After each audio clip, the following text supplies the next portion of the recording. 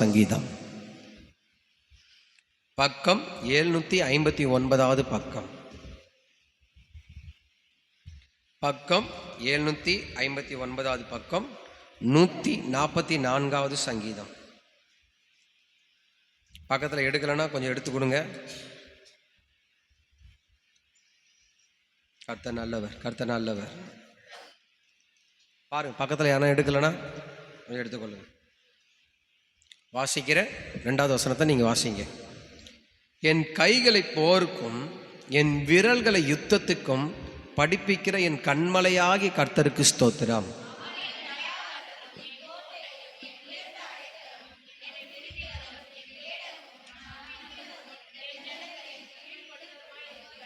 கர்த்தாவே, மனுஷனை நீ கவனிக்கிறதற்கும் மனுபுத்திரனை நீ எண்ணுவதற்கும் அவன் எம்மாத்திரம்.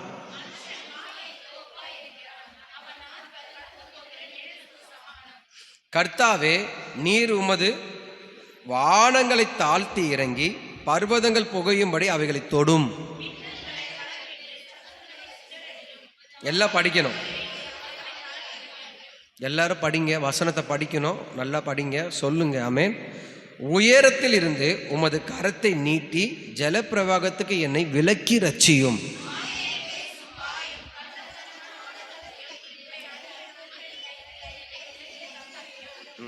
கர்த்தாவே, நான் உமக்கு புதுப்பாட்டை பாடுவேன், தம்புரனினால் 10 நரம்பு வீணையினாலும் உம்மை கீர்த்தனம் பண்ணுவேன்.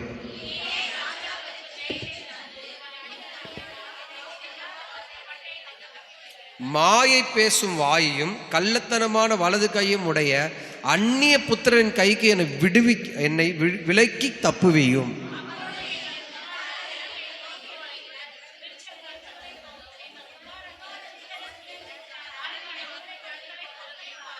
எங்கள் களஞ்சியங்கள் சகலவித வஸ்துக்களையும் கொடுக்கத்தக்கதாய் நிரம்பி இருக்கும். எங்கள் கிராமங்களில் எங்கள் ஆடுகள் 1000-10,000 பழுகும்.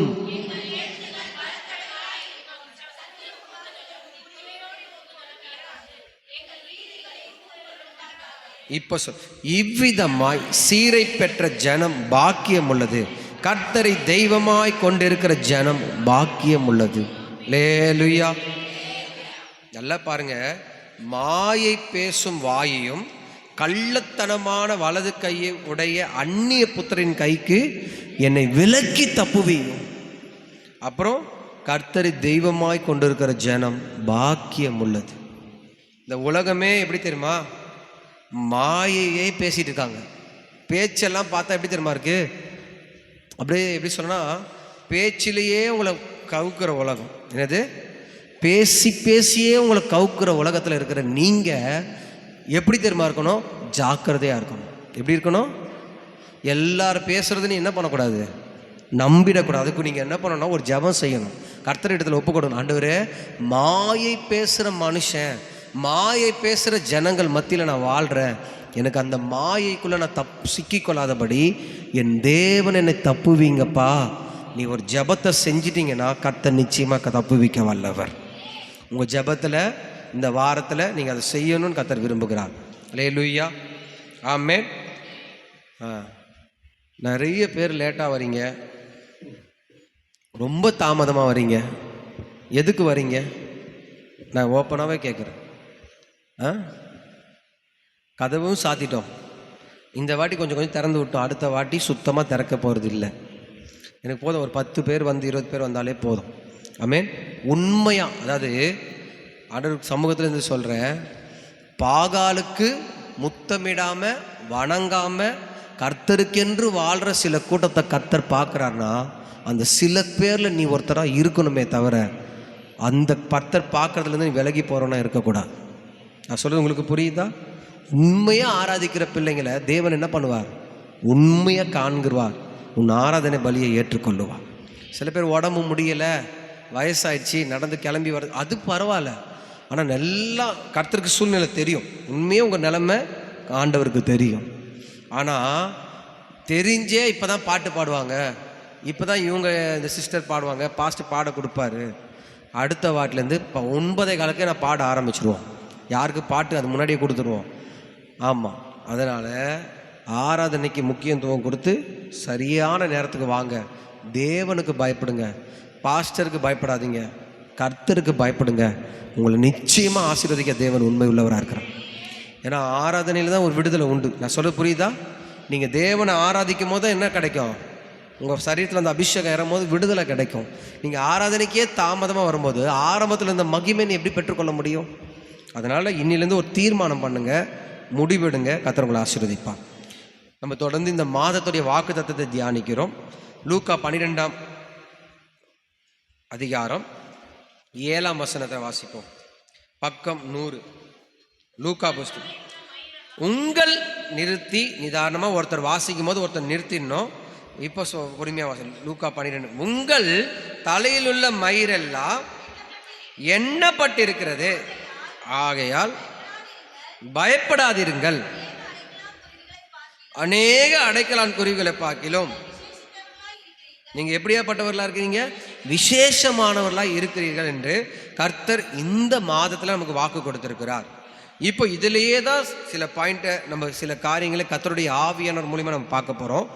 தயவு செய்து உண்மையிலேயே கர்த்தர் உங்களை நடத்தணும், விசேஷமானவராக நீ இருக்கணும்னு நினச்சிங்கன்னா சத்தியத்துக்கு கேட்டு அதன்படி வாழ ஒப்பு கொடுங்க. கர்த்தர் உங்களை ஆசீர்வதிப்பான். இப்போ 5ஆம் வசனத்தை வாசிப்போம். நீங்கள் இன்னாருக்கு பயப்பட வேண்டும் என்று உங்களுக்கு காண்பிக்கிறேன். கொலை செய்த பின்பு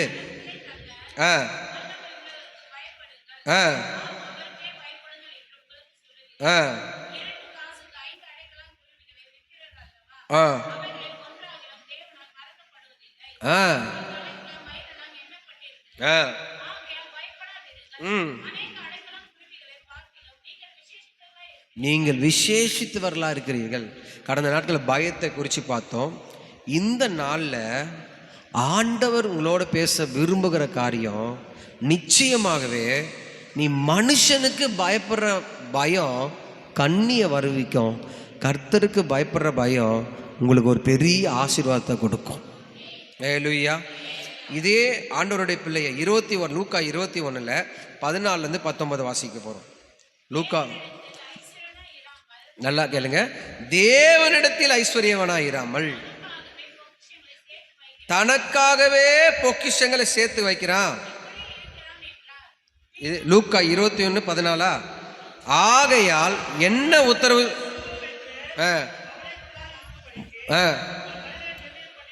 உங்க மனதில் நிர்ணயம் பண்ணிக்கொள்ளுங்கள். உங்களுக்கு விரோதிக்கிறவர்கள் எதிர் பேசவும் எதிர் நிற்கவும் கூடாத வாக்கையும் ஞானத்தையும் நான் உங்களுக்கு கொடுக்குறேன். பெற்றோராலும் சகோதரராலும் பந்து ஜனங்களாலும் சிநேகிதராலும் காட்டி கொடுக்கப்படுவீர்கள். உங்களில் சிலரை கொலை செய்வார்கள். என் நாமத்து நிமித்தம் எல்லாராலையும் பகைக்கப்படுவீர்கள். ஆனாலும் உங்கள் தலையில் உள்ள மயிர் ஒன்னாகிலும் அழியாது. உங்கள் பொறுமையினாலேயே உங்கள் ஆத்துமாக்களை காத்து கொள்ளுங்கள். ஆண்டவர் சொல்றாரு, உங்கள் தலையில் இருக்கிற மயிரெல்லாம் எண்ணப்பட்டிருக்கோம். இதே லூக்கால சொல்றாரு, இவங்க சொந்த பந்து ஜனம் எல்லா பெற்றோராலும் எல்லாராலையும் நீங்கள் என்ன பண்ணுவீங்க? வேதனையான காரியத்தில் நடந்து போவீங்க. ஆனாலும் யார் உனக்கு என்ன செஞ்சாலும் உங்கள் தலையில் இருக்கிற ஒரு மயிரா கூட என்ன பண்ணாதான் அழிஞ்சு போக நான் விட மாட்டேன். அல்லேலூயா, அல்லேலூயா. அவர் சொல்கிறாரு, உங்களை பற்றி நல்லா பேசியிருக்கலாம், உங்கள் சொந்த பந்தங்கள் உங்களை பற்றி நல்லா பின்னாடி போய் நல்லா தேவையில்லாதெல்லாம் சொல்லியிருக்கலாம். ஆனாலும் ஆண்டவர் சொல்ல, நீ என்னுடைய பிள்ளையாக இருக்கிறதுனால அவங்க சொல்கிறதெல்லாம் உனக்கு நடக்கும்னு நினைக்காத. உங்கள் தலையில் இருக்கிற ஒரு மயிராளிலும் கத்த சொல்கிறாரு, நான் அழிக்க விடவே மாட்டேன். உன்னை அழிக்க நினைக்கிறவங்க தான் அழிஞ்சு போவாங்களே தவிர, தேவனோ உன்னை வாழ வைக்கிற தேவனாக இருப்பார். தேவனோ உன்னை உயர்த்துகிற தேவனாக இருப்பார். அல்லேலூயா. இந்த உலகம் நல்லா தெரிஞ்சுக்குங்க, நீ எப்போ அழிவ யார் பார்க்குறா? சொந்த பந்தம், பந்து ஜனம், பெற்றோர் எல்லாருமே பைபிளில் சொல்லிச்சு. நீ எப்போ அழிஞ்சு போவ, நீ எப்போ இல்லாமல் போவ, நீ எப்போ ஒன்றும் இல்லாமல் ஆவ, நல்லா புரிஞ்சுக்கிங்க ஆண்டவருடைய பிள்ளைய. ஒரு வேலையில், உங்கள் வேலையில் கூட இருக்கலாம், உங்கள் வேலையில் கூட நான் சொல்கிறேன், உங்கள் வேலை ஸ்தலத்தில் கூட சொல்லலாம், நீ எப்போ ஒன்றும் இல்லாமல் போவேன், ஒன்றும் இல்லாமல் ஆவேன், எப்போ உன்னை வந்து கவுக்கலாம்னு நினச்சி எல்லாரும் இருந்தாலும் ஆண்டவர் சொன்னார், உன் தலையில் இருக்கிற ஒரு முடி கூட என்ன பண்ணாதுன்னா அழிஞ்சு போக கர்த்தர் விடவே மாட்டான். சொன்னது ஒன்று கூட உனக்கு சேதம் வராது, ஒன்று கூட உன் சரீரத்தில் சேதம் வராது, சேதம் வரவும் கர்த்தர் விட மாட்டார். எல்லாரும் கண்களுக்கு முன்னாடி கர்த்தர் சொல்லுவார், நான் உன்னை நிலை நிறுத்துகிற தேவனாக இருப்பேன், நான் உன்னை நிலை நிறுத்துகிற ஆண்டவராக இருப்பேன், நான் உன்னை நிலை நிறுத்தி காட்டுவேன் அப்படின்னு தான் கர்த்தர் சொல்லுவார். அல்லேலூயா. அப்போ நீங்கள் என்ன பண்ணக்கூடாதுன்னா, ஒன்று தெரிஞ்சுக்கிங்க, நான் அழிஞ்சிருவேன், நான் நிர்மூலமாயிடுவேன், என் சரீரம் அழிஞ்சிடும், அவ்வளோதான். நீங்கள் என்ன பண்ணக்கூடாது, நெகட்டிவான எண்ணங்களுக்கு நேராக நீ என்ன பண்ணக்கூடாது, போகவே கூடாது. அல்லேலூயா. ஆண்டவர் சொல்ற, ஒரு தலைமுடி கூட என்ன ஆகாது, அழியாது. அங்கே பாருங்க, நான் கீழே விழாது ஒன்றாகிலும் அழிஞ்சு போகாது. அல்லேலூயா. தலைமுடியே கர்த்தர் பார்த்துக்கிறாருன்னா, தலைமுடியே கர்த்தர் பாதுகாப்பேன்னு சொல்கிறாருன்னா, உங்கள் வாழ்க்கையை கர்த்தர் விட்டுருவாரா? உங்கள் வாழ்க்கை அழிய விட்டுருவாரா? நான் சொல்கிறது உங்களுக்கு புரியுதா? உங்கள் வாழ்க்கையை அழிஞ்சு போக கர்த்தர் பார்த்துட்டு சும்மா இருப்பாரா? உண்மையிலே சொல்கிறேன், கர்த்தர் அழிஞ்சு போக விடவே மாட்டார். அல்லேலூயா. ஆமேன், ஆமேன். யோபு சொல்கிறாரு, யோபு புஸ்தகத்தை எடுங்களேன், நல்லா கவனமாக அழகாக இருக்கும் பாருங்க. அவர் சொல்கிறாரு, யோபு 3ஆம் அதிகாரம் 10ஆம் வசனமும் 11ஆம் வசனமும், பக்கம் 636 பக்கம்.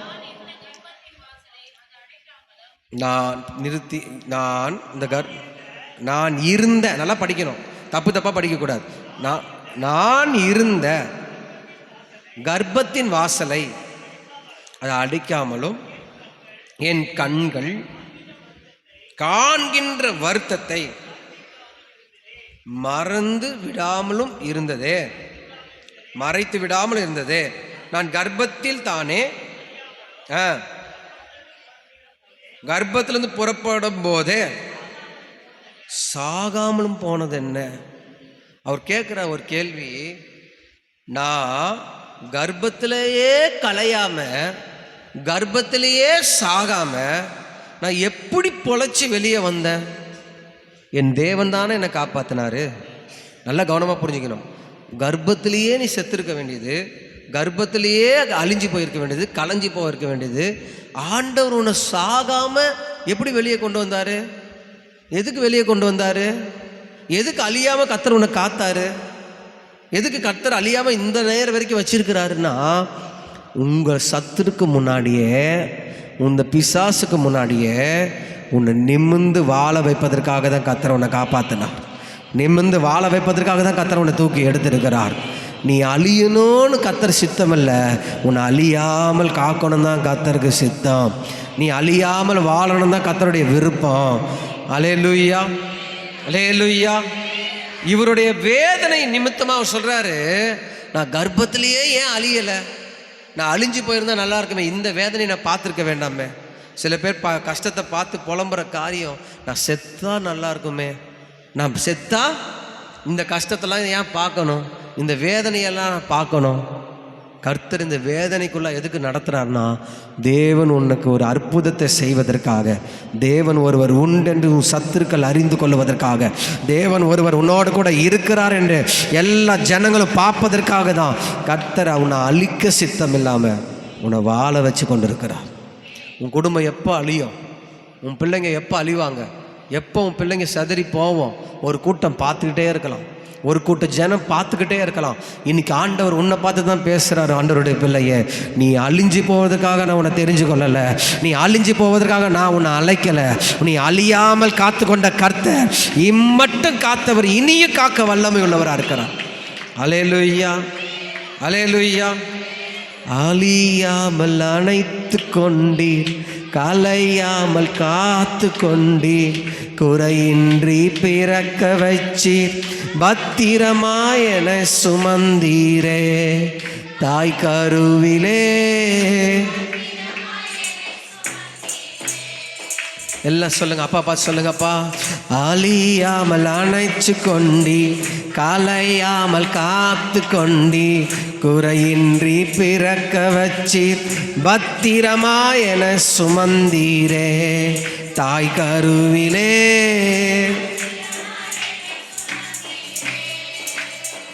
அல்லேலூயா. அப்போ எதுக்கு தாயின் கர்ப்பத்திலே நீ அழிஞ்சு போவாம, தாயின் கருவிலேயே உன்னை சாக கர்த்தர் விடாம காப்பாத்தினார்னா, உன்னை குறிச்ச ஒரு பெரிய சித்தத்தையும் திட்டத்தையும் கர்த்தர் வச்சிருக்கிறார். அல்லேலூயா, அல்லேலூயா.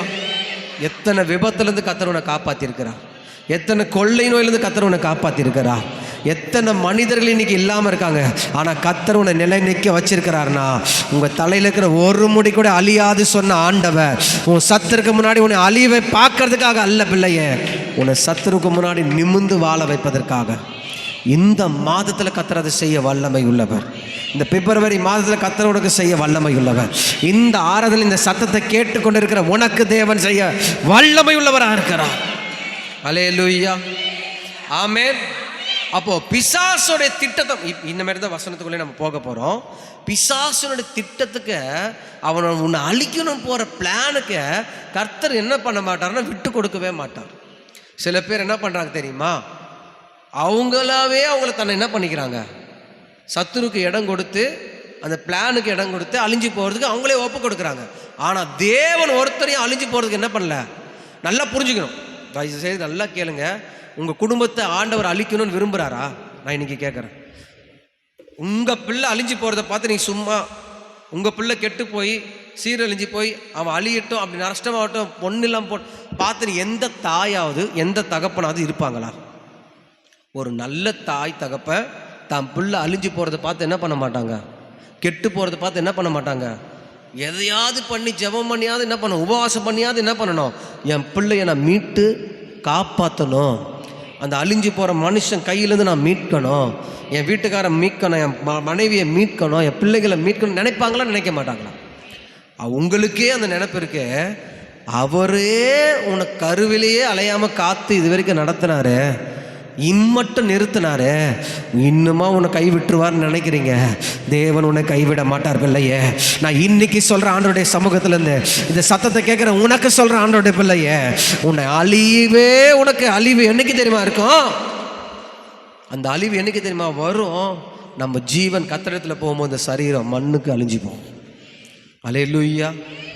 அது வரைக்கும் உனக்கு 1000 மந்திரம் பண்ணட்டும், அது வரைக்கும் உனக்கு விரோதமாக குழி வெட்டட்டும், உன் தலையில் இருக்கிற ஒரு முடி கூட ஆண்டவர் என்ன பண்ண மாட்டார்னா அழிய விடவே மாட்டார், அழிய விடவே மாட்டார், அழிவுக்கு இடம் கொடுக்கவே மாட்டார்.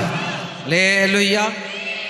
சரி, இப்போ வசனத்துக்கு நேரம் போ. யோவான் புஸ்தகம் 10ஆம் அதிகாரம் 17. நல்லா கவனமாக இனிமேட்லேருந்து தான் கர்த்தர் உங்களோட கூட இன்னும் அதிகமாக பேசுவார். 10ஆம் அதிகாரம் 7லிருந்து 16 வரைக்கும் வாசிப்போம். பக்கம் 141 பக்கம். ஆதலால் இயேசு மறுபடியும் நானே ஆடுகளுக்கு வாசல். நான் மெய்யாவே உனக்கு சொல்றேன், எனக்கு முன்னே வந்தவங்களாம் கல்லரும் கொள்ள காரணமா இருக்கிறாங்க. ஆடுகள் செவி கொடுக்கவில்லை. நானே வாசல், நானே வாசல். என் வழியா ஒருத்தன் பிரவேசித்தால் அவன் ரட்சிக்கப்படுவான், அவன் உள்ளும் புறமும் சென்று மேய்ச்சலை கண்டடைவான். நல்ல கேளுங்க. திருடன் திருடவும் கொல்லவும் அழிக்கவுமே வருகிறான் அன்றி வேறொனுக்கும் வரான். நானோ அவைகளுக்கு ஜீவன் உண்டாயிருக்கவும் பரிபூர்ணப்படவும் வந்தேன். நானே நல்ல மேய்ப்பன். நல்ல மேய்ப்பன் ஆடுகளுக்காக தன் ஜீவனையே கொடுக்கிறான். மேய்ப்பனா இராதவனோ சொந்தமல்லாதவனுமான கூலியால் ஓனாய் வருகிறத கண்டு ஆடுகளை விட்டு ஓடி போறான். ஓனா ஆடுகளை பீறி சிதறடிக்கும். நல்ல அழகான ஆட சொல்கிறாரு. ஓமையை சொல்லும் போது சொல்கிறாரு, நானே வாசல், என் வழியா ஒருத்தன் உட்பிரவேசித்தால் அவன் ரட்சிக்கப்படுவான், அவன் உள்ளும் புறம்புள்ள மேய்ச்சலை கண்டறிவான். திருடன் திருடவும் கொல்லவும் அழிக்கவுமே வரான், வேற ஒன்றுக்கும் அவன் என்ன பண்ண மாட்டான், வரதில்லை.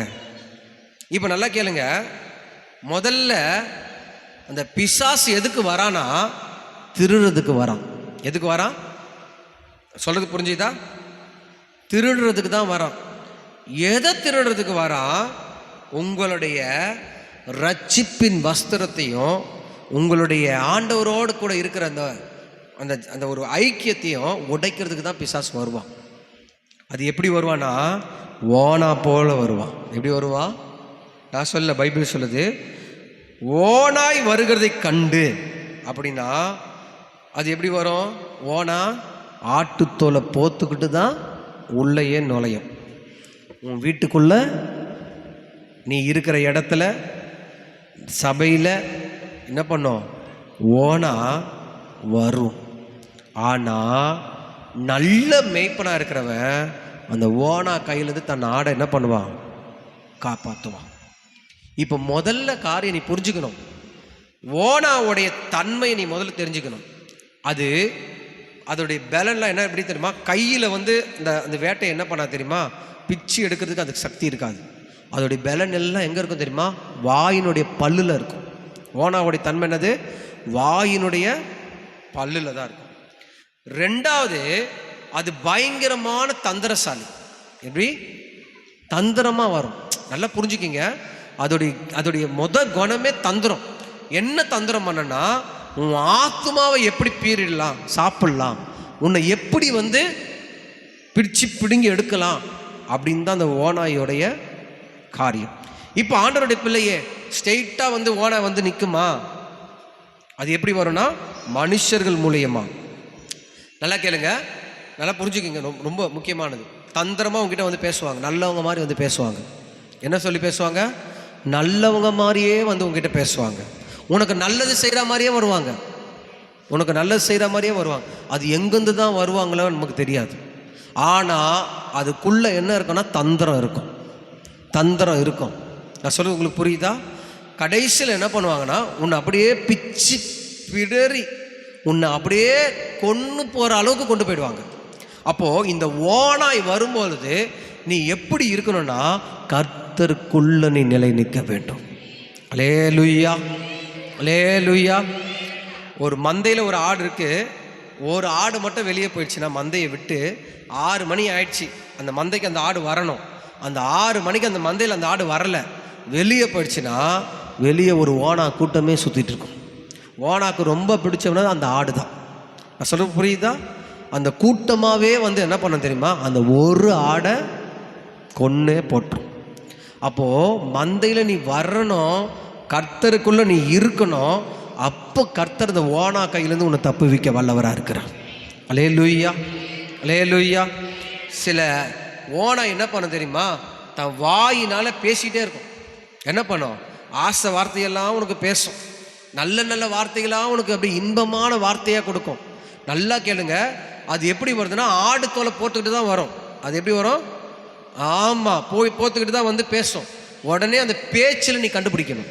எதில் கண்டுபிடிக்கணும்? பேச்சில் தான் நீ கண்டுபிடிக்கணும். அப்போஸ்தலர் புஸ்தகம் ஏன்னா இப்போ நான் அதை காட்டி கொடுத்துட்றேன்.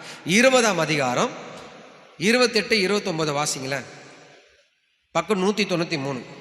நல்லா அழகா சத்தமா நல்லா 20ஆம் அதிகாரம் 28. ஆகையால் உங்களை குறிச்சும் சுய ரத்தத்தினால் சம்பாதித்து கொண்ட தமது சபையை மேய்ப்பதற்கு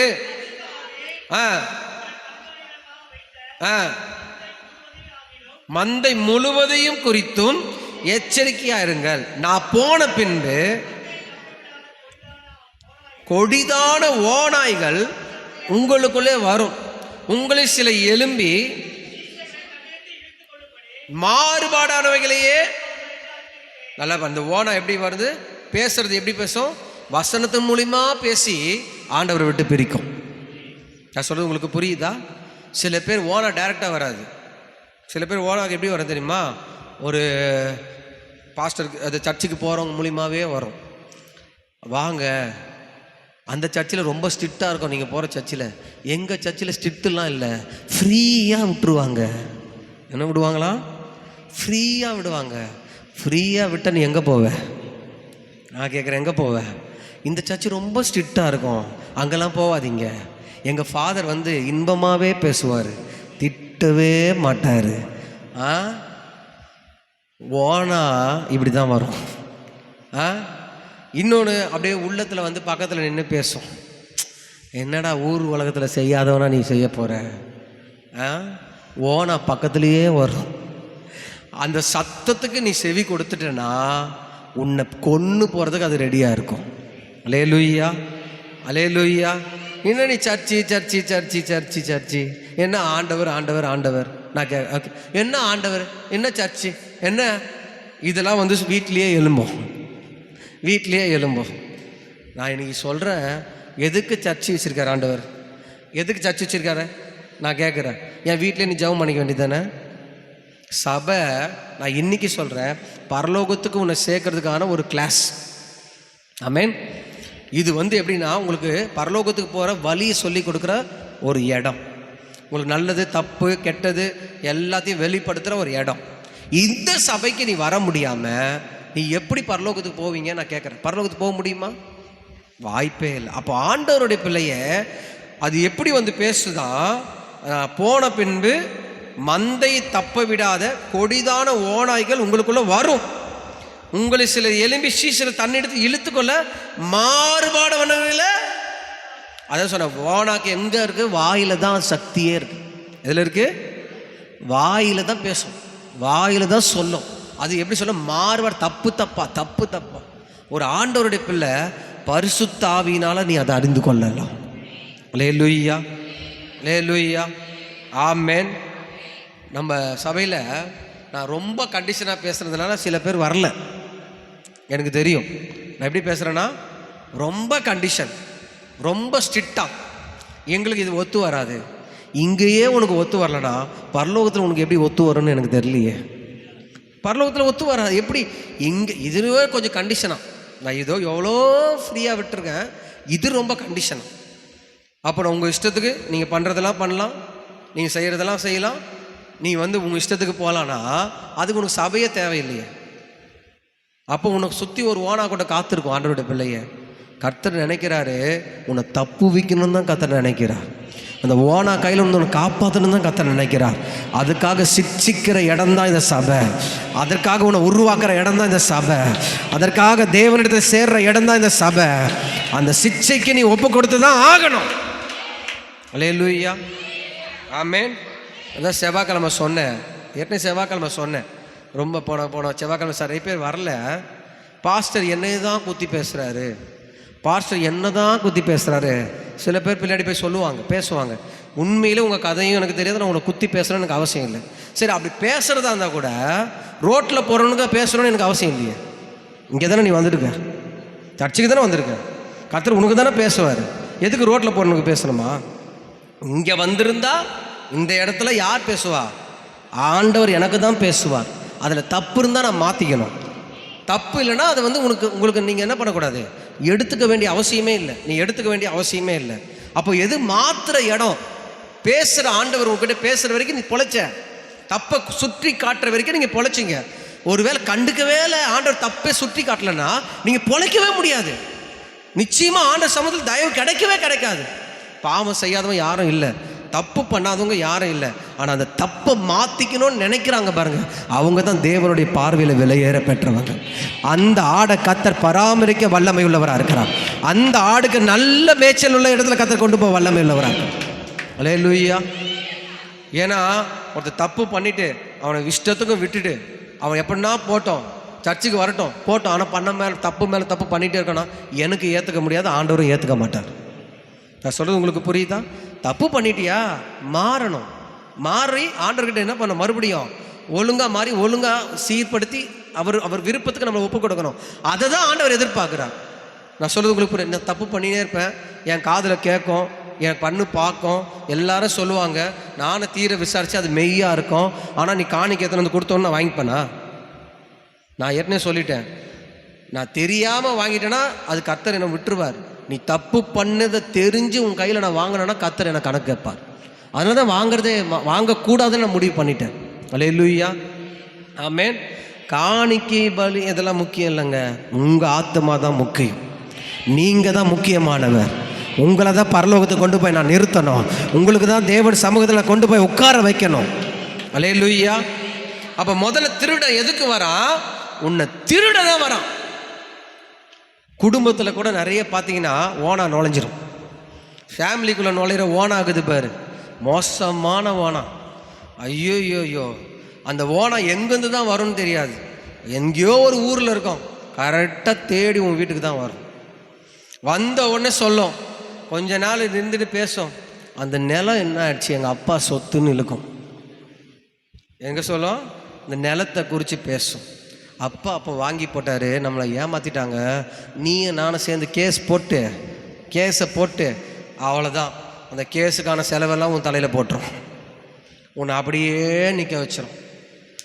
நான் ஒன்று ஆண்டவருடைய பிள்ளைய, எது வந்தாலும் எந்த ஓனா வந்தாலும் உனக்குள்ள பரிசுத்த ஆவியானது இருந்தால் அந்த ஓனாவை ஜெயிக்க பலத்தை கர்த்தர் உனக்கு தருவார். அல்லேலூயா, அல்லேலூயா, ஆமென்.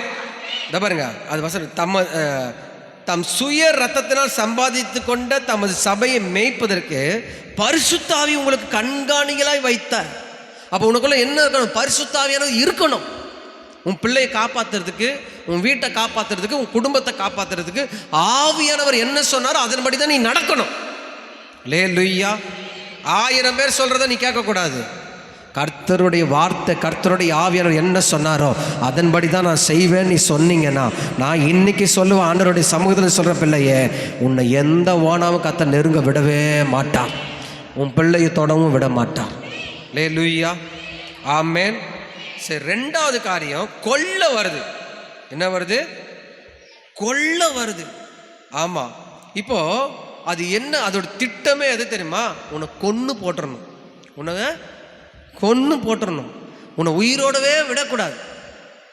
இதுக்கு ஃபஸ்ட்டு ஐக்கியத்தை விட்டு பிரிப்பான். எதை விட்டு பிரிப்பான்? சபையை விட்டு, சபையை ஐக்கியத்தை விட்டு அவன் என்ன பண்ணுவான்? பிரிக்க பார்ப்பான். நல்ல கவனமாக புரிஞ்சு, அதுக்காக உனக்குள்ள நல்ல ஆசைகளை காட்டுவான். நான் வேணா இப்போது ஒரே ஒரு சம்பவத்தை உனக்கு காட்டுறேன் உங்களுக்கு, தயவுசெய்து எடுத்து விடுங்க. ஆதியாகமம் புஸ்தகம் நினைக்கிறேன், எடுத்துக்கொள்ளுங்க. இந்த லோத்து என்ன பண்ணுவார் தெரியுமா? ஆசை. ஆதியாகமம் 19ஆம் அதிகாரம் 15-17. இதுக்கு கிழக்கு வெளுக்கும் போது தூதன் லோத்தை நோக்கி, எழுந்து உன் மனைவியும் அழைத்து கொண்டு போ என்று சொல்லி துரிதப்படுத்தினான். அவன் தாமதம் பண்ணி கொண்டிருக்கும் போதே கையையே பிடிச்சு அவர், ஜீவன் தப்ப ஓடிப்போ, பின்னிட்டு பார்க்காதே. போதும் இதுக்கு நான் சம்பவத்து. இப்போ ஆபிரகாமுக்கும் லோத்துக்கும் 2 பேர் ஆடுகள் மேய்ச்சிருக்காங்க, மாடு மேய்ச்சிருக்காங்க. இப்போ 2 பேருக்கு சண்டை வந்துச்சு. ஆபிரகாமுக்கும் லோத்து மந்தை மேய்ப்பருக்கும் சண்டை வந்துச்சு. இந்த சண்டை பிரச்சனை பெருசாகும் போதோ, நல்லா கவனமாக கேட்கணும், தயவுசெய்து ரொம்ப புரியுற மாதிரி உங்களுக்கு சொல்கிறேன். சண்டை பிரச்சனை பெருசாகும் போதோ லோத்து சொல்கிறேன், நான் பிரிஞ்சு போகிறேன் உன்னை விட்டு. என்ன சொல்கிறாரு? உன்னை விட்டு பிரிஞ்சு போகிறேன் நீ. நான் அப்போ ஆபிரகாம் சொல்ல, நீ இந்த பக்கம் போனால் நான் அந்த பக்கமாக போகிறேன், நீ கிழக்கில் போனால் நான் மேற்கில் போகிறேன், நீ வடக்கில் போனால் நான் தெற்கில் போகிறேன், நான் இப்படி பிரிஞ்சு போயிடுறேன்னு சொல்லும் போதோ இவர் ஒரு இடத்த பார்க்குறாரு. அந்த மலை மேலேருந்து ஒரு இடத்த பார்க்குறாரு. யார்? லோத்து பார்க்குறாரு. ஒரு ஊர் இருக்குது. அந்த ஊர் எப்படின்னா பச்சை பசேன்னு இருக்குது. எப்படி இருக்கு பார்க்குறதுக்கு? அழகாக இருக்குது, செழிப்பாக இருக்குது, பச்சை பசேன்னு இருக்குது, பார்க்குறதுக்கே இன்பமாக இருக்குது, தண்ணிலாம் நல்லா இருக்குது. அவர் சொல்கிறார், நான் இந்த ஊருக்கு போயிடுறேன், என் ஆட்டு மந்தையெல்லாம் கூப்பிட்டு இந்த ஊருக்கு போயிடுறேன் அப்படின்னு சொல்லி இவரும் சொல்கிறார், நீ போப்பா. ஆபிரகாம் என்ன சொன்னார்? நீ போயிட்டு கொஞ்ச நாள் தான் அந்த ஊரில் இருந்திருப்பார். அந்த ஊரில் நடக்கிற அந்த பாவத்தையும் அக்கிரமத்தையும் ஆண்டவர் பார்த்து ஒரு முடிவெடுக்கிறார், இந்த ஊரை நான் கண்டிப்பாக அழிக்க போகிறேன். என்ன சொல்கிறாரு? இவர் போன இடம் எது? பிரிஞ்சு போன இடம் எது? செழிப்பா இருக்கே, அழகா இருக்கே அப்படின்னு சொல்லி தான் போனாரு. ஆனால் அந்த ஊரில் தான் பெரிய பிரச்சனையே இருக்கு. ஒரு ஆண்டவர், ஆபிரகாம் யாருன்னா தேவனோடு நடக்கிறவன். யாரு? ஆபிரகாம் கூட இருக்கிறதுனால தான் லோத்துக்கே அவ்வளோ ஆசீர்வாதம் வந்தது. நான் சொல்றது உங்களுக்கு புரியுதா? ஜெபிக்கிறவங்க கூட இருந்து ஒரு ஐக்கியம் இருந்தால் தான் உனக்கு ஆசீர்வாதம். புரிஞ்சுக்கிங்க ஆண்டோட பிள்ளைய. ஒரு ஐக்கியம் எங்கே இருக்கணும்னா ஜெபிக்கிறவங்க கூட இருக்கணும். உன் ஐக்கியம் எங்கே இருக்கணும்னா ஆண்டவரோடு நடக்கிறவங்க கூட இருக்கணும். உங்கள் ஐக்கியம் எங்கே இருக்கணும்னா நல்ல ஆவியில் கரெக்டாக இருக்கிற இடத்துல தான் உனக்கு ஐக்கியம் இருக்கணும். ஆனால் இவர் என்ன பண்ணுறாருன்னா அந்த ஐக்கியம் இருக்க மனசு இல்லை. ஏன்னா ஆபிரகாம் டெய்லி பலி செலுத்துவார், ஆண்டவருக்கு ஜெபிக்குவார், கர்த்தருக்கு பயப்படுவார், எல்லாம் சரியாக இருப்பார். ஆனால் இவர் ஏனோ தானோ ஒரு வாழ்க்கை. இப்போ போனதுனால என்ன ஆயிடுச்சுன்னா கர்த்தர் அந்த ஊரை அழிக்க போகிறாரு. இப்போ டைமே இல்லை இந்த ஊர் அழிக்கிறதுக்கு. இப்போ காலையில் 10 மணிக்கு அந்த ஊர் அழியுதுன்னா 9 மணிக்கு வரைக்கும் அவர் எப்படி இருக்கிறாருன்னா ஊர்லேயே தான் இருக்கிறார். தேவன் முன்னாடி சொன்னார், முதல்ல காலி பண்ணு, எல்லாத்தையும் எடுத்து நீ ஊரை விட்டு வெளியே வா. இவர் என்ன வரலன்னா அந்த ஊரை விட்டு மனசு வெளியே வரல, அந்த ஊர்லேயே இருக்கிறார். அப்போ தூதன் வந்து அவன் பொண்டாட்டி அவன் பிள்ளை எல்லாத்தையும் கையை பிடிச்சி தரன்னு இழுத்து வந்து அந்த ஊருக்கு வெளியே விடும்போது சொல்ல, பின்னிட்டு பார்க்காத, நீ அப்படியே உன் உயிர் தப்பிச்சுக்க ஓடு. என்ன பண்ணு? உன் உயிர் காப்பாற்றிக்க நீ ஓடு.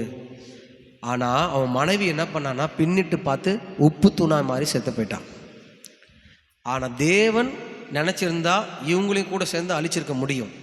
நீ அந்த பாவத்தில் தான் இருக்க. ஆனால் தேவன் அதில் என்ன பண்ணலன்னா அழிக்க அவனுக்கு விருப்பம் இல்லை. ஏன்னா அவன் அந்த ஜனங்களாம் ரசிக்கப்படாமல் எப்படியோ இருந்தாங்க. ஆனால் லோத்து ஆபிரகாம் கூட இருக்கும்போது கர்த்தர் ஒருவர் தான் தேவன் என்று அறிந்திருந்தான். ஆண்டவர் ஒருவர் தான் தெய்வம்னு அவனுக்கு தெரிஞ்சிருந்துச்சு. அதனால் அவன் ஏதோ ஒன்று ஆண்டவருக்கு செஞ்சதுனால நினச்சி அவனை தப்பு வைக்க கர்த்தர் இழுத்துட்டு வராரு. அவன் வர்றதுக்கு மனசு இல்லாமல் இழுத்து வந்து விடும் போதோ அந்த ஊர் முழுசும் அழிஞ்சுது. இவன் தப்பு வைக்கப்பட்டான். ஆனால் இவன் தப்பு வைக்கப்பட்டதும் ஒரு பிரயோஜனமும் இல்லை. ஏன் தெரியுமா? முதல்ல உலகத்தின் பக்கமாக உன்னை இழுக்கும். ஆசைகளை பச்சையாக செழிப்பாக காட்டும். இதுதாண்டா சந்தோஷம், இதுதாண்டா வாழ்க்கைன்னு உனக்கு சொல்லும். நீ அதை நம்பி மந்தையை விட்டு நீ போனீங்கன்னா உண்மையிலே சொல்கிறேன், ஓனர் ரெடியாக காத்திருக்கும். ஒரு கூட்ட ஜனம் உன்னை கொள்ளடிக்கிறதுக்கு காத்திருக்கும். உண்மை இதுதான். அப்போ நம்ம என்ன வந்தாலும் எது நேர்ந்தாலும் எனக்கு நாட்டப்பட்ட இடத்துல தான் நான் சாகிற வரைக்கும் கர்த்தருக்குள்ளே தான் நான் இருப்பேன். என்ன நேர்ந்தாலும் அதை பிரிக்கக்கூடாது. எந்த ஓனா வந்து என்கிட்ட பேசினாலும் நான் போகக்கூடாது. நான் நிலை நிற்கிறவனாகவே நான் இருப்பேன். அல்லேலூயா, அல்லேலூயா, ஆமென். அப்போ ஆண்டவருடைய பிள்ளையே, 2வது அழிவுக்கு காரணம் நம்ம தான். பக்கத்தில் பார்த்து சொல்லுங்கள், இவ்வளோ கஷ்டத்துக்கும் இவ்வளோ நஷ்டத்துக்கும் இவ்வளோ அழிவுக்கும் யாருங்க காரணம்? யார் காரணம்? இல்லை புரியல. யார் காரணம்? என் பிள்ளை அழிகிறதுக்கு யார் காரணம்? சொல்ல மாட்டிங்களா? என் வீட்டுக்காரர் அழிகிறதுக்கு யார் காரணம்? குடிக்கிறதுக்கு யார் காரணம்? அவர் சாக்கு சொல்ல, பொண்டாட்டி சரிந்தான் நான் ஏன் குடிக்கிறேன். அவர் சொல்கிற காரியம். பொண்டாட்டி 2 வச்சுருந்தா அவர் ஏன் போகிறாரு? இல்லை, நான் கேட்குறேன். அழிகிறதுக்கு காரணம் யாருன்னா நம்ம தான். ஸ்ட்ரிக்டாக இருக்க வேண்டிய விஷயத்தில் என்ன பண்ணணும்? ஸ்ட்ரிக்டாக தான் இருக்கணும். ஸ்ட்ரிக்டாக நீ இருந்தனா ஆண்டவர் உன் கூட இருப்பார். நீ அசட்டையாக இருந்தனா ஆண்டவர் உனக்கு உதவியே செய்ய மாட்டார். அல்லேலூயா. கர்த்தருக்குள்ள வைராக்கியம் பாராட்ட விஷயத்தில் உன் பிள்ளைய கர்த்தருக்குள்ள வளர்க்கணும். ட்ரெஸ்ஸு வாங்கி கொடுங்க, சாப்பாடு வாங்கி கொடுங்க, கேட்கறதெல்லாம் செய்யுங்க, தப்பு இல்லை. ஆனால் நீ ஜெபிக்கணும்னா ஜெபிச்சு தான் ஆகணும். கோயிலுக்கு வரணும்னா வந்து தான் ஆகணும். இனி வர நாட்கள் நான் பேசின்னு இருக்கேன், நானே மனைவி சொல்கிறோம். இந்த அடுத்த சந்ததி எப்படி இருக்குன்னு உனக்கு தெரியாது. ரொம்ப கொடிய காலத்தில் போகுது பார். இனிப்பார் ஆம்பளை கல்யாணம் பண்ண போகிறான். பொம்பளை கேட்டால் 2K கிட்ஸா, இன்னது அப்புறம் 23 கிட்ஸ். என்னெல்லாம் பேர் வச்சுக்கிறாங்க பாருங்களேன். இப்போ பிள்ளைங்க போய் வேற கோங்க வந்துச்சு பாருங்க. ஆண்டவருடைய பிள்ளைய இப்போ நம்ம எப்படி இருக்கணும்? சந்ததியை கர்த்தருக்குள்ளே தான் வளர்க்கணும். ஆண்டவர் விட்டு நீ போவாத. ஆண்டவர் விட்டு போனால் உனக்கு ஓனர் ரெடியாக இருக்கும். ஜெபிக்காமல் போனால் உனக்கு தின்றதுக்கு ஓனர் ரெடியாக இருக்கும். ஜாக்கிரதையாரு. நீங்கள் தான் சொல்லி கொடுத்து வளர்க்கணும். எங்கள் காலம்லாம் முடிஞ்சிச்சு, இனி உங்கள் காலம்தான் நீ சொல்லி கொடுக்கணும்.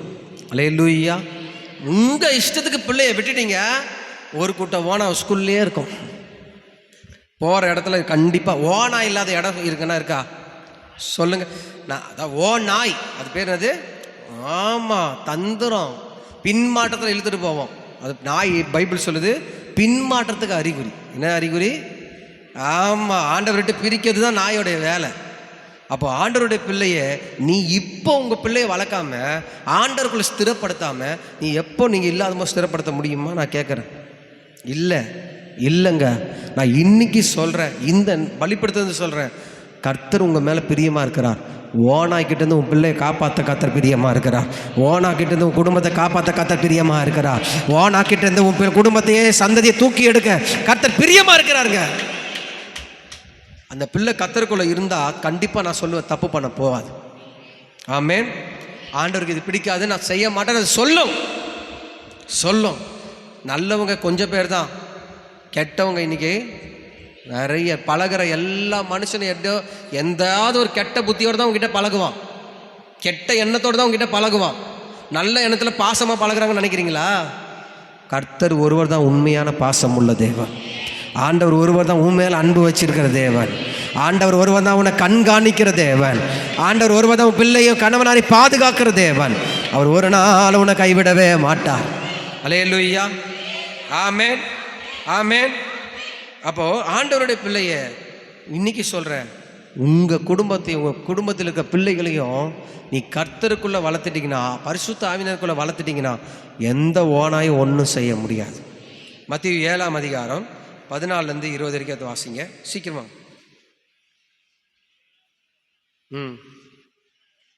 14-20.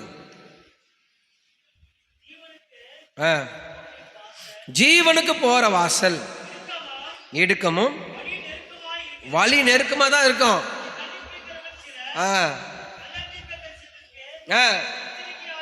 எச்சரிக்கையாரு.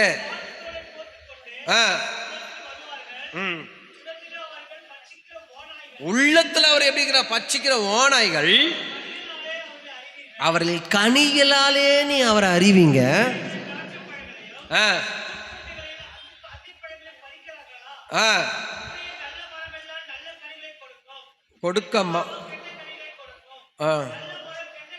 கொடுக்க மாட்டாது. கெட்ட மரம் நல்ல கனி கொடாது. பாருங்க, அதனால் அவர்கள் கனிகளினாலே அவர்களை அறிவீங்க. எதில் கண்டுபிடிக்கலாம் அந்த ஓனாவை? என்ன கனி? ஆப்பிள், சாத்துக்குடி பாசருக்கு எத்தனை வந்து கொடுக்குறேன், இனிமையாக பேசிட்டு போகிறேன், பாசரை ஏமாத்திடுறேன். ஆண்டவர் என்ன ஏமாத்தலாம்? ஆண்டவர் ஏமாற்ற முடியுமா? பேசுவாங்க பாருங்க, தேன் வழிகிற மாதிரி. ஐயோ ஐயோ, ஹல்லேலூயா தான். அப்படியே இன்பமாக பேசுவாங்க. உண்மையில தாங்க சொல்கிறேன், நான் விளையாட்டுக்கு சொல்ல. அவன் பேசுறது பார்த்தா இன்றைக்கே ஆண்டவருக்காக செத்து போயிடலாம் மாதிரி பேசுவாங்க. இன்றைக்கே நான் ஆண்டவருக்காக சாகிறேன். ஆனால் வெளியே போய் பண்ணுற கூத்து இருக்கு பாருங்க. ஐயோ ஆண்டவரே சோத்திரம்ப்பா. ஆமாம், அவர்கள் கனிகளினாலே அவர்கள் என்ன பண்ணலாம்? அது ஆண்டவர் சொல்லி கொடுக்குறாரு. உங்ககிட்ட வந்து நல்லா ஆட்டுத்தோலை போத்திட்டு பேசுகிற மாதிரி வந்தால் கூட நீ எப்படி பார்க்கணுன்னா, அவன் உள்ளத்துலேருந்து என்னத்தை அதிகமாக பேசுகிறான், என்னத்தை அதிகமாக பேசுகிறாங்க, அவன் என்ன பேச்சு, அவன் பேச்சு எப்படி இருக்குது, கனி கொடுக்குற வாழ்க்கை மாதிரி பேசுகிறானா இல்லை தந்திரமுள்ள வார்த்தையாக பேசுகிறானா, அதை நீங்கள் முதல்ல கண்டுபிடிக்கிறதுக்கு விசேஷ ஞானம் வேணும். அல்லேலூயா, அல்லேலூயா. எதில் கண்டுபிடிக்கலாம்? ஆண்டவர் சொன்னார், அவன் கனிகளினாலே அவங்களை என்ன பண்ணலாம்? கண்டுபிடிங்க. அப்படி கண்டுபிடிச்சவன அவனோட வாக்குவாதம் பண்ணாதீங்க, அவங்களோட ஐக்கியத்தை கட் பண்ணுங்க.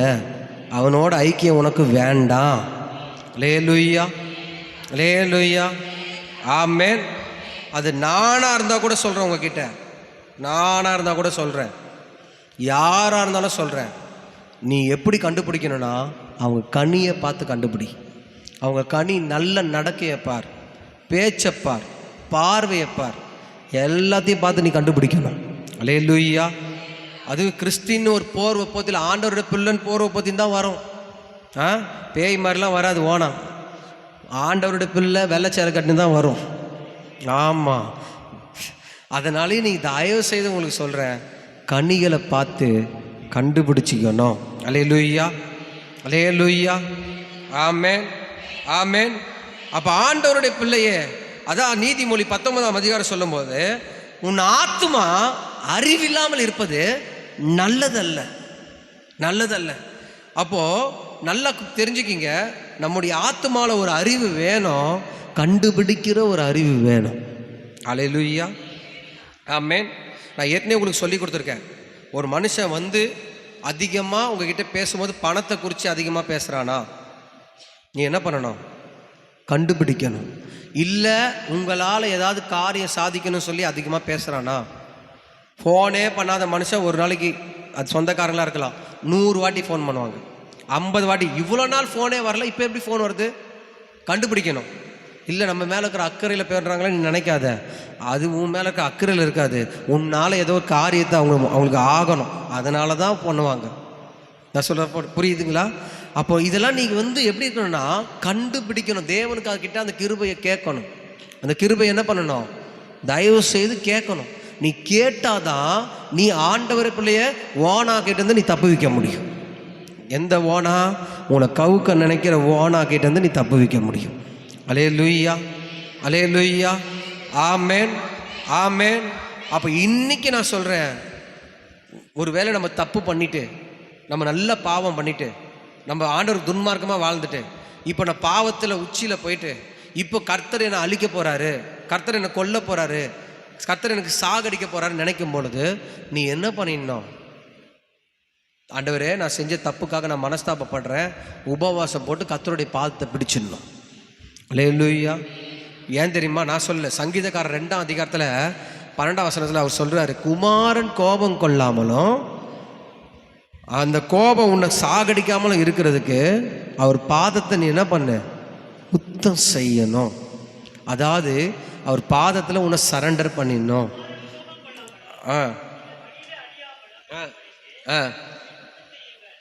பாருங்க,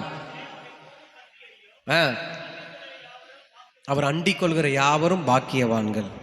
இப்போ நல்லா ஒன்று தெரிஞ்சுக்கிங்க, நம்ம தப்பு பண்ணிட்டோம், பாவம் பண்ணிட்டோம், செஞ்சிட்டோம், எல்லாம் சரி. செஞ்சதுக்காக மனஸ்தாபப்பட்டு கர்த்தருடைய பாதத்தில் நீ விழுந்துறது தான் ரொம்ப நல்லது. ஏன்னா தாவீது மேலே கர்த்தருடைய கோபம் வந்தது.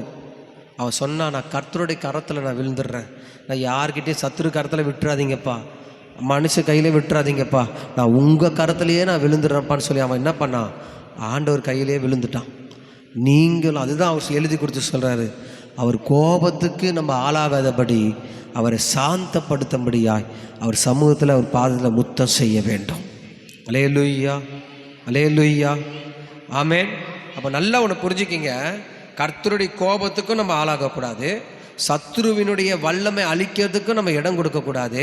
நம்ம எல்லாவற்றிலும் எப்படி இருக்கணும்னா, தேவனுக்கு பிரியமாக இருந்தா உன் தலையில் இருக்கிற ஒரு முடி கூட அழிக்க ஆண்டவர் விடவே மாட்டார். உன் சத்துரு தான் உனக்கு விரோதமாக செய்கிறவன் அழிஞ்சு போவான், கர்த்தரோ உன்னை மேலே மேலே உயர்த்திக்கிட்டே போவார். அல்லேலூயா, ஆமென். இப்போ கடைசியாக இந்த வசனத்தை எஸ்தர் 5ஆம் அதிகாரம் 13-14 வாசிச்சு முடிக்கலாம். எஸ்தர் 5ஆம் அதிகாரம் பக்கம் 629. அந்த யூதனாகிய வாசல்ல உட்கார்ந்து இருக்கிறத அவெல்லாம் எனக்கு ஒன்றும் இல்லைன்னு சொன்னா,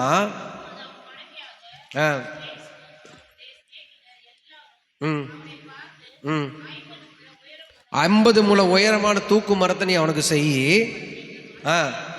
அடுத்துல அவனை தூக்கி போடணும்னு போதும். நானே சொல்லிடுறேன் இந்த கதையை, உங்களுக்கு நேரம் இல்லை, இந்த சம்பவத்தை நானே சொல்லிடுறேன். இப்போ வாசலில் ஒருத்தர் காவல் காக்குறான். அவன் யாருன்னா யூதகுலம்னா கர்த்தரை நம்புறவன், ஆராதிக்கிறவன்.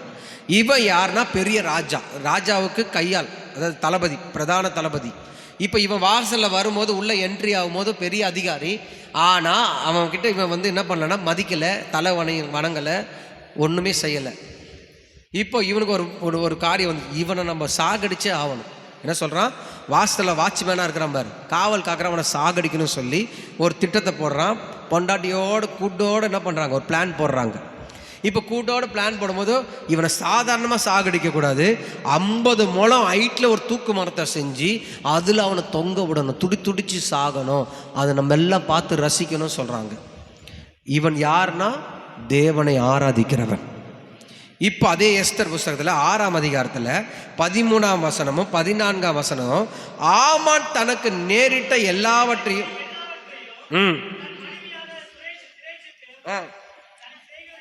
எல்லாருக்கும் அறிவித்த போது அவனை பார்த்து, மொர்தெகாய்க்கு முன்பாக இப்ப நீ தாழ்ந்து போக தொடங்கினீர், அவன் யூத குலமானால் நீர் அவனை மேற்கொள்ளாமல் அவனுக்கு முன்பாக தாழ்ந்து போவது நிச்சயம். நீ உண்மையா யூத கோத்திர ராஜசிங்கமாகிய ஆண்டவருடைய பிள்ளையா உண்மையா இருப்பீங்கன்னா நீ எந்த மனுஷன் முன்னாடி அழிஞ்சு போக மாட்ட, எந்த மனுஷன் முன்னாடி நீ தாழ்ந்து போக மாட்ட. யூத கோத்திர ராஜசிங்கமாகிய கர்த்தர் உன்னோட கூட இருந்து அந்த சத்துருவை தாழ்ந்து போக மாட்டும்படியாய் உன்னை உயர்த்தும்படியாய் அவர் உனக்காக யுத்தம் பண்ணுவார். அல்லேலூயா. ஏன் தெரியுமா? அந்த மொர்தெகாய் அந்த மனுஷன், யூதகுல மனுஷன், அவன் உண்மையிலே கர்த்தருக்கு பயப்படுற தேவனுக்கு பிரியமான மனுஷன். அவன் வேஷம் போடுற மனுஷன் இல்லை. அவன் யாரு? வேஷம் போடுறவன் இல்லை. அவன் கர்த்தருக்கு மட்டும்தான் பயப்படுறவன், மனுஷனுக்கெல்லாம் பயப்பட மாட்டான். அவன் ராஜாவாக இருக்கட்டும், அவன் தளபதியாக இருக்கட்டும், யாராக இருக்கட்டும், அவன் கரெக்டாக அவன் வேலையை செய்வான், கர்த்தருக்கு பயப்படுவான். அதனால தைரியமாக நிற்கிறான். இன்றைக்கி நான் உனக்கு சொல்கிறேன், நீ கர்த்தருக்கு பயப்படுற வேலை ஸ்தலத்தில் இருக்கலாம், நீ கர்த்தருக்கு பயந்து உண்மை உத்தமமாக இருந்தீன்னா, கர்த்தர் சொல்கிற நீ யூத குலமாக கர்த்தரை ஆராதிக்கிறவனா நீ இருந்தீன்னா உனக்கு முன்னாடி பிசாசு தாழ்ந்து போவது நிச்சயம். அவன்தான் அழிக்கப்படுவானே தவிர உன்னையும் கர்த்தர் உயர்த்திக்கிட்டே போவார். அல்லேலூயா, அல்லேலூயா. அப்போ ஆண்டவருடைய பிள்ளையே நல்லா புரிஞ்சுக்கிங்க, நல்லா தெரிஞ்சுக்கிங்க. உங்கள் தலையில் இருக்கிற ஒரு முடி கூட அது அழியாமல் கர்த்தர் காக்க வல்லவர்னா நீங்கள் எப்படி இருக்கணும்னு கர்த்தர் விரும்புகிறாருன்னா கர்த்தருக்கு பயந்து அவருக்கு உண்மையும் உத்தமமான பிள்ளையாக இருக்கணும். ரெண்டாவது, யார் என்ன வந்து உங்ககிட்ட பேசினாலும் நீ சத்தியத்தில், சத்தியமுள்ள சபையில், அந்த திராட்சை தோட்டத்துக்குள்ள நீ எப்பொழுதுமே ஐக்கியம் உள்ளவனாக இருக்கணும். அல்லேலூயா. ஏன்னா இந்த ஐக்கியத்தில் இருக்கும்போது தான் கர்த்தருடைய பாதுகாப்பு விசேஷமாக நம்ம மேலே இருக்கும். அல்லேலூயா. ஓனா காத்துன்னு இருக்கு. ஓனா எப்படி இருக்கான்? எப்போ நீ வெளியே வருவ, எப்போ உன்னை பீறி போகலான்னு ரெடியாக இருப்பான். ஆமாம், தந்திரமாக இருப்பான். ஆனால் நீ எந்த ஓனானுடைய சத்தத்துக்கு நீ என்ன பண்ணக்கூடாது?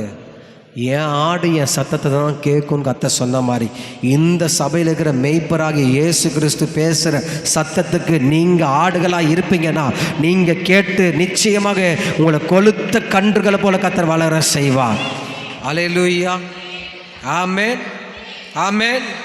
அப்போ ஆண்டவருடைய பிள்ளை நீ ஜாக்கிரதையா இரு. இந்த வாரத்தில் வரலாமா, இந்த மாதத்தில் வருமானு தெரியாது.